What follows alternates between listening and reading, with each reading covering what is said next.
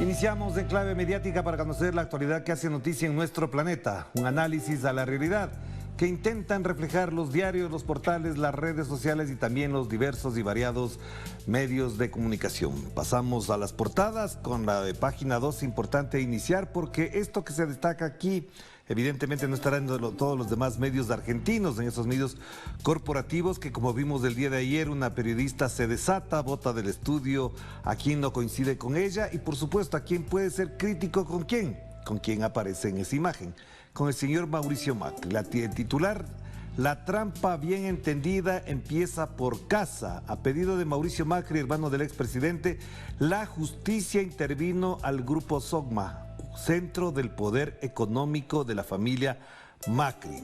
Mariano, el hermano, teme que a instancias de Mauricio y Gianfranco el grupo termine vaciado. Entre sus denuncias figura la designación como síndico de un fallecido y la de un anciano de 98 años como internación domiciliaria como presidente. Es decir, como se dice vulgarmente, los trapos sucios se lavan en casa, pero cuando ya afectan a la familia y a los intereses y a los negocios y está involucrado un expresidente, obviamente esos trapos sucios pasan al espacio público, por supuesto. Ahí tienen, así se manejaba el señor Mauricio Macri, así se manejan los grandes poderosos que llegan al poder, llegan a la presidencia para utilizar el poder para el enriquecimiento y la codicia ilimitada. Ahí tienen. De esta naturaleza tenemos un expresidente en Argentina, un expresidente en Chile, como el señor Sebastián Piñera, y uno que anda todavía de presidente en Ecuador. Milenio de México destaca algo que es un debate abierto, interesante, complejo, intenso. El futuro negocio de la mota, es decir, de la marihuana, detona fiebre del oro verde en Oaxaca.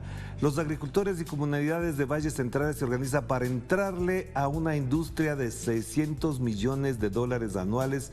Ahora inversiones se van a Estados Unidos y Sudamérica. Este es el gran negocio si se plantea como una legalización ponderada, medida, en términos de entretenimiento y medicación. Pero el negocio de la marihuana también da mucho dinero y esto es lo que está planteado ahí. Y la fotografía central a propósito del huracán Ágata que impacta por Pochutla y golpea a 7 estados más. La imagen muy fuerte. También veremos más adelante información al respecto a propósito de este huracán que llegó ya a México. El Mercurio de Chile, a propósito de lo que está pasando en la zona sur del país, el gobierno de Gabriel Boric prorroga acotado estado de excepción, pero persisten las dudas por infraestructura crítica, es lo que plantea aquí. Y en la parte central, un elemento que sí llama la atención y obviamente tiene preocupados en particular a los santiagueños, es que continúa la violencia en liceos de Santiago de Chile, queman furgón y agreden a los trabajadores. Un tema que se ha ido visibilizando en la prensa de los últimos días y que tiene que ver con mucha fuerza con el nivel de violencia que puede existir en las sociedades que viven en inequidad absoluta. Y abajo el tema de Colombia, que sigue causando atracción en el mundo entero. El voto de los inconformes, la clave de Petro y Hernández para ganar la segunda vuelta de la elección presidencial en Colombia. El nuevo mandatario se definirá en un balotaje el 19 de junio. Esto es lo que ya sabemos, pero evidentemente hay que recordar. El 19 de junio, segunda vuelta en Colombia. Pasamos a últimas noticias de Caracas, Venezuela. Insisto, en este martes 31 de mayo, Día Mundial contra el Tabaquismo, para preservar la salud.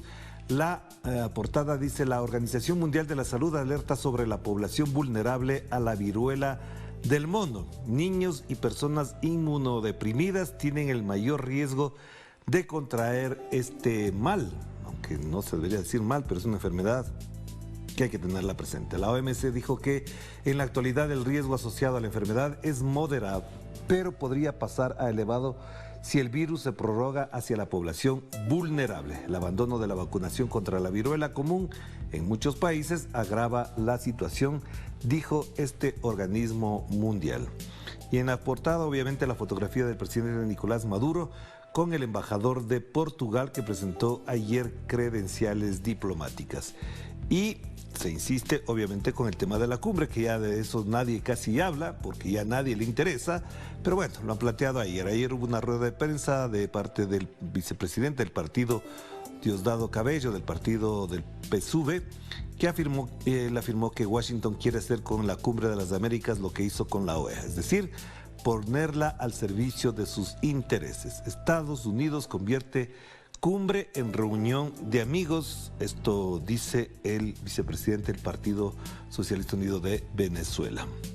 Vamos con la portada del País. A propósito de esta decisión del día de ayer, la Unión Europea alcanza un pacto para el embargo del petróleo ruso y esto provocó la disparada, el alza del precio del petróleo.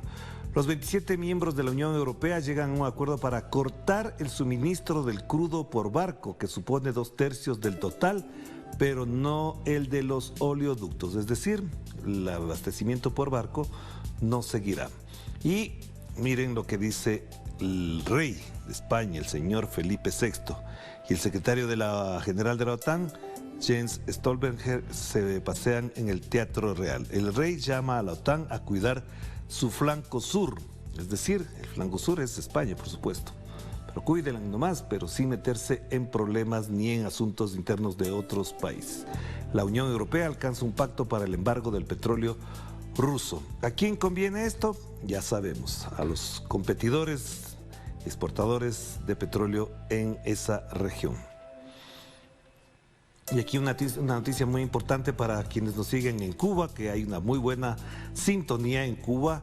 También en ese país se retira el uso obligatorio de las mascarillas en espacios públicos. Allá les llaman nasobuco o barbijo en otras partes, pero las mascarillas en general se conoce a este aparato que efectivamente impide el contagio directo de las personas en los sitios cerrados. En los sitios públicos se mantendrá ya sin necesidad de la mascarilla.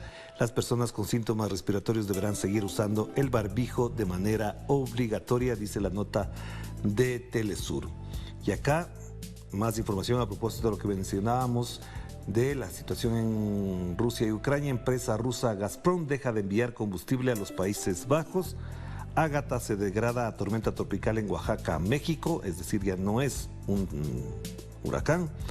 Y Camila Fabri, la esposa de Alex Saab, dice que el caso de su esposo es político y es manipulado por Estados Unidos. Y efectivamente así es, por todo lo que hemos revisado, por todo lo que hemos publicado también. Y aquí la noticia que ya se mencionaba en Telesur. Gazprom confirma que dejó de suministrar gas a los Países Bajos, por no pagar en rublos. Pero aquí hay algo importante, lo que mencionaba del precio del crudo Brent supera los $124 por barril por primera vez desde el 9 de marzo último. Ahí tienen ustedes que efectivamente es el impacto de lo que ha pasado con la decisión de la Unión Europea. Se disparan los precios del petróleo, a quien le conviene, obviamente en estas circunstancias, a los competidores rusos directos, cercanos, que exportan petróleo también. Información sobre Colombia también se mantiene ahí.